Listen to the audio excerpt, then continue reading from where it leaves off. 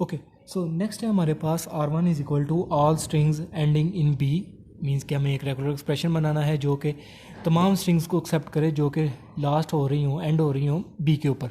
और दूसरा R2 given है, वो है ऑल स्ट्रिंग्स कंटेनिंग डबल ए। मीन्स कि जो मिनिमम लेंथ की स्ट्रिंग्स उसमें होंगी वो 2 होगी और वो डबल ए होगी, ठीक है। उसके अलावा जितनी भी स्ट्रिंग्स होंगी आप लेक्सिकोग्राफिक ऑर्डर में लेकर देखेंगे और उनमें डबल ए आप लाजमी सब स्ट्रिंग होगा, ठीक है।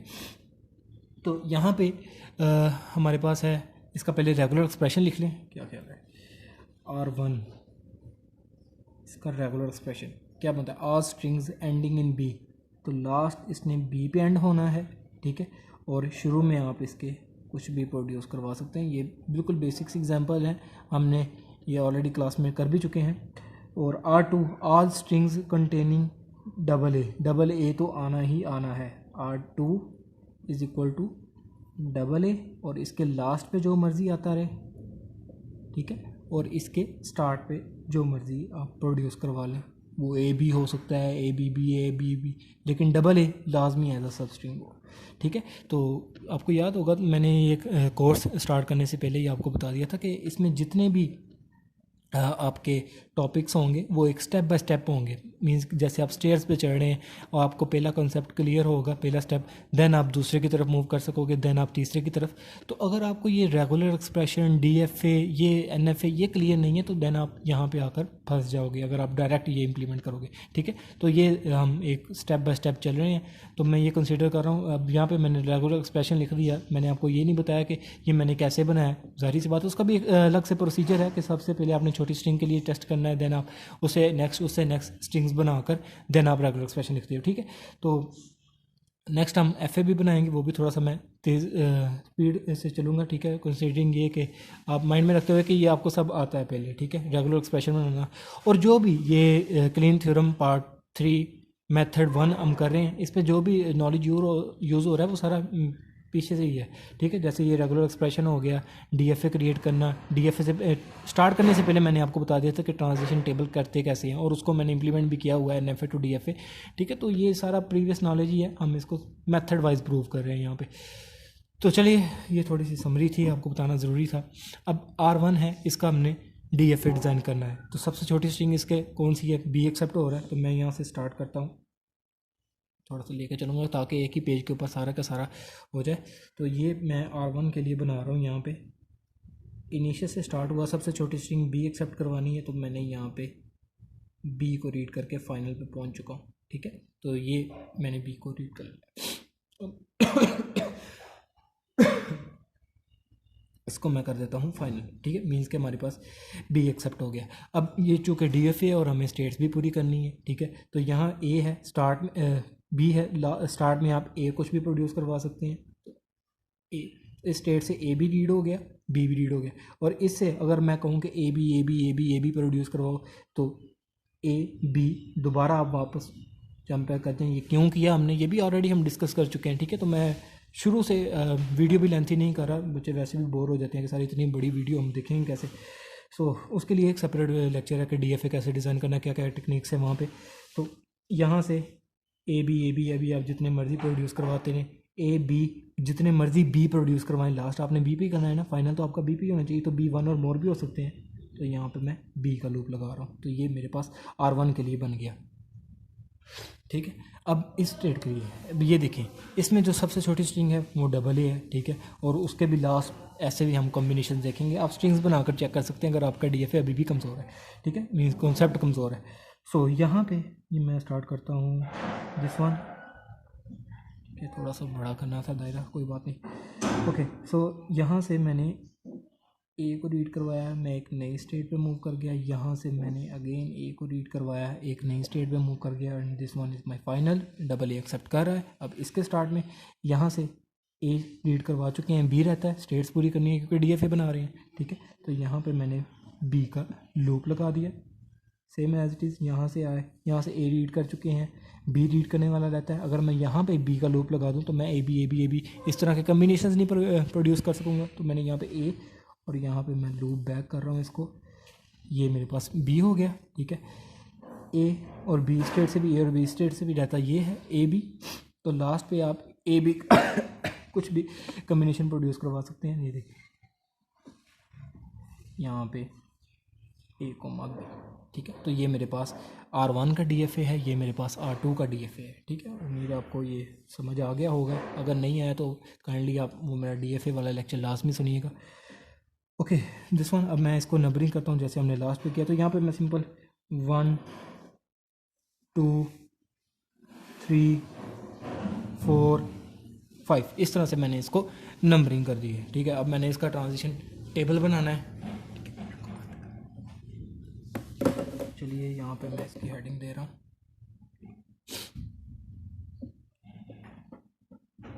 ट्रांजिशन टेबल, ठीक है। ओके तो यहाँ पे वैसे ही सारा कुछ करना है। ओल्ड स्टेट लिखनी है, इनपुट अल्फ़ाबेट लिखनी है। तो चलिए मैं हाशिए पे लगा लेता हूँ और इनपुट अल्फ़ाबेट भी लिख लेता हूँ। तो ये मैंने यहाँ पे थोड़ा सा इसका स्ट्रक्चर डिज़ाइन कर लिया है। तो कोशिश करिएगा आपको भी अगर एग्ज़ाम में ये क्वेश्चन आए या इस तरह का कोई क्वेश्चन आए तो उसको एक ही पेज पर कीजिएगा, ठीक है। आप इसको लैंडस्केप करके कर सकते हैं, ठीक है। तो ये अच्छा रहेगा अगर आप ये एक पेज पे बना देते हैं, वापस आप पेज उलट पुलट कर रहे हैं तो ये एक ही पेज पे डिज़ाइन करने की कोशिश कीजिएगा, ठीक है। तो ये आपको क्लियरली विजिबल है। तो चलिए दोनों इनिशियल स्टेट से एक साथ स्टार्ट करना है हमने। तो यहाँ पे मैं इसको कह देता हूँ क्यू नोड, जैसे हमने लास्ट एग्जांपल में किया था क्यू नोड। आप चाहें तो यहीं पे लेक्चर को पॉज करें और ये ट्रांजिशन टेबल खुद से डिज़ाइन करें, ठीक है। Q node is equal to initial states हमारे पास कौन कौन सी हैं, 1 और 3, ठीक है। सो 1 से हमने ए को रीड किया, हम वापस 1 पे ही आ रहे हैं। 1 3 दिस वन, इससे हमने ए को रीड किया, हम स्टेट 4 पे चले गए।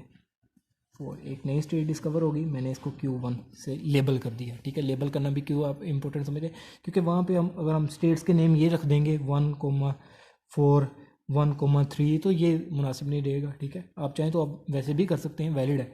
अब 1 से बी को रीड किया, 1 से बी को रीड किया, आप 2 पे चले गए। 3 से बी को रीड किया, वापस 3 पे ही आ रहे हैं। तो मैं यहाँ पे लिख देता हूँ 2,3 Q2, ओके। Q नोड हो गया। अब Q1 को लेके आते हैं यहाँ पे, Q1 1,4 1 से ए को रीड किया, 1 से ए को रीड किया, आप 1 पे ही आ रहे हैं, ठीक है। और आप 4 से ए को रीड किया, 4 दिस वन है, 4 से ए को रीड किया, आप 5 पे चले गए, 5 दिस वन। तो इसको मैं कह देता हूँ ये मेरे पास Q3 है जी, Q3, ओके। 1 से बी को रीड किया, 1 से बी को रीड किया, आप स्टेट 2 पे चले गए। 1 से बी को रीड किया, आप स्टेट 2 पे। 4 से बी को रीड किया, 4 से बी को रीड किया, आप स्टेट 3 पे आ गए हैं। तो ये 2,3 ऑलरेडी हम कर चुके हैं, ये ऊपर वाली नीचे आ गई, तो इसको मैंने कह दिया ये Q2 है, ओके। सो नेक्स्ट हमारे पास है Q1 हो गया। मैं साथ साथ टिक लगा रहा हूँ, ये इसीलिए है कि आप भूल ना जाए। Q2 2,3 2 से ए को रीड किया, 2 से ए को रीड किया, आप 1 पे आ गए। 3 दिस वन, 3 से ए को रीड किया, आप 4 पे चले गए हैं, 4 पे चले गए। तो ये हमारे पास Q1 एज इट इज़ आ गई। तो मैं यहाँ पे भी इसको टिक लगा रहा हूँ क्योंकि ये कर चुके हैं हम। तो नेक्स्ट हमारे पास Q2, यहाँ से हमने 2 को बी के साथ देखना है, 2 दिस वन, बी को रीड किया, आप 2 पे आ गए। 3 दिस वन, 3 से बी को रीड किया, आप 3 पे चले गए।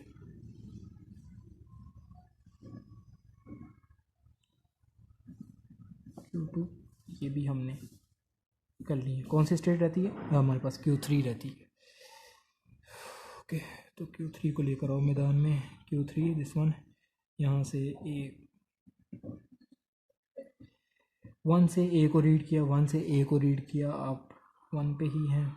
1 से ए को रीड किया, 1 पे ही आ गए।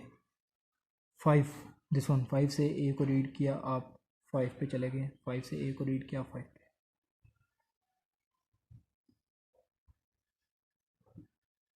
1,5 Q3 है, ऑलरेडी हमने यहाँ पे लिख लिया है, ओके। सो 1 से B को रीड किया, 1 से B को रीड किया, आप 2 पे चले गए। 5 से B को रीड किया, आप 5 पे आ गए,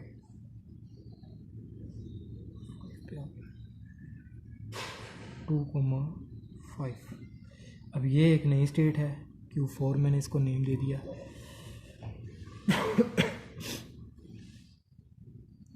तो Q3 हो गया, Q3 ये भी हो गया है, ये भी हो गया है, और ये Q4 आता है वो हमारे पास।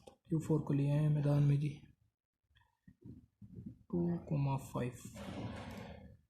2 से A को रीड किया, 2 दिस वन, इससे A को रीड किया, आप 1 पे वापस चले गए हैं। 5 से A को रीड किया, आप 5 पे ही वापस आ रहे हैं। 1,5 Q3 ऑलरेडी हमारे पास अवेलेबल है। Q3 2 से B को रीड किया, 2 से B को रीड किया 2 पे। 5 से B को रीड किया, 5 दिस वन, 2,5। तो ये भी हमारे पास है Q4, ठीक है। उम्मीद है ये भी हो गया है, ये भी। तो स्टेट्स हमारे पास पूरी हो चुकी हैं। इनिशियल हमारे पास 1,3 था, तो यहाँ पे मैंने इनिशियल लगा दिया है। और फाइनल हमारे पास है स्टेट 2 और स्टेट 5। तो जहाँ जहाँ पहले कॉलम में हमारे पास 2 या 5 आ रहा है, उसको आप फाइनल कर दें। तो यहाँ पे अगर मैं देखूँ तो ये मेरे पास ये जो 2 और 5 प्लस प्लस प्लस, ये 3 मेरे पास फाइनल हो गई हैं, ठीक है। अब इसका हम DFA बनाएंगे, इस ट्रांजिशन टेबल को। अगर आप चाहें तो आप यहाँ पे वीडियो पॉज करें और इसका टेबल बनाएं, सॉरी DFA बनाएं। ओके, सो Q नोड हमारे पास स्टेट इज दिस वन। फिर मैं इसको थोड़ा सा रोटेट कर लूँ।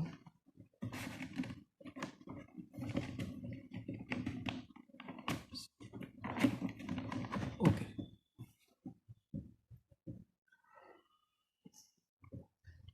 Q नोड से A को रीड किया, आप Q1 पे चले गए। A को रीड किया, आप Q1 पे चले गए, ठीक है। Q नोड से B को रीड किया, आप आए एक नई स्टेट Q2 पे चले गए।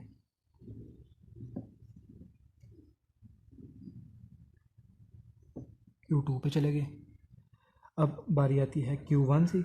Q1 से आपने A को रीड किया, आप एक नई स्टेट Q3 पे चले गए। A को रीड किया, आप एक नई स्टेट Q3 पे चले गए। Q1 से B को रीड किया, आप Q2 पे आ गए। Q1 से B को रीड किया, Q1 से B को रीड किया, आप Q2 पे आ गए। Q2 पे आ जाते हैं अब। Q2 से A को रीड किया Q1 पे, Q2 से A को रीड किया Q1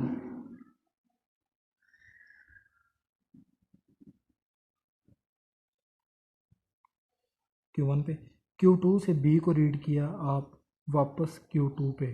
Q2 से B को रीड किया, आप Q2 पे। B। अब Q3 की बारी। Q3 दिस वन, इससे भी हमने A और B को निकालना है। तो Q3 से A को किया Q3 पे वापस, A के। Q3 से B को रीड किया Q4, Q3 से B को रीड करके, Q4 यहाँ पे है नहीं है, तो यहाँ पे एक नई स्टेट बना लेते हैं। Q3 से B को रीड करके आप Q4 पे जा रहे हैं, Q4 पे, ठीक है। Q4 पे चले गए, ये हो गया। Q3 से A और B निकल चुका। अब बारी आती है Q4 की। तो Q4 से A की ट्रांजिशन करके आप Q3 पे, Q4 से A की ट्रांजिशन करके आप Q3 पे, Q4 से B की ट्रांजिशन करके आप वापस Q4 पे, Q4 पे, ठीक है। इनिशियल हमने लगा दिया है। DFA के केस में इनिशियल ऑलवेज 1 होता है, तो वो यहाँ पे हमने Q नोट लगा दिया है।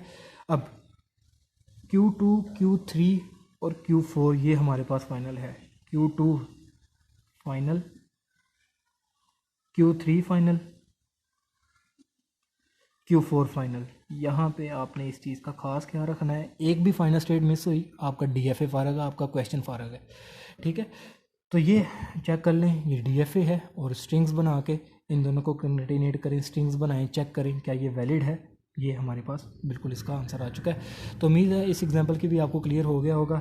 तो नेक्स्ट अब हम स्टार्ट करेंगे अपना, इसके अलावा आप बहुत सारी एग्जांपल्स हैं जो मैं आपके ऊपर छोड़ रहा हूँ। आप कोई भी रेगुलर एक्सप्रेशंस लें, उनको ऐसे प्लस करें और फिर आप उनका ऐसे DFAs बनाएं और उसका रिजल्टेंट DFA बनाकर मुझे आप चेक करवा सकते हैं क्लास में, गूगल क्लासरूम में चेक करवा सकते हैं। ठीक है, वहाँ पे आपके बाकी पार्टिसिपेंट भी देख रहे होते हैं। तो ये मेरे पास एक DFA आ चुका है इसका। तो चलिए अब हम क्लीन्स थ्योरम पार्ट 3 मेथड 2 की तरफ मूव करेंगे नेक्स्ट वीडियो में इंशाल्लाह।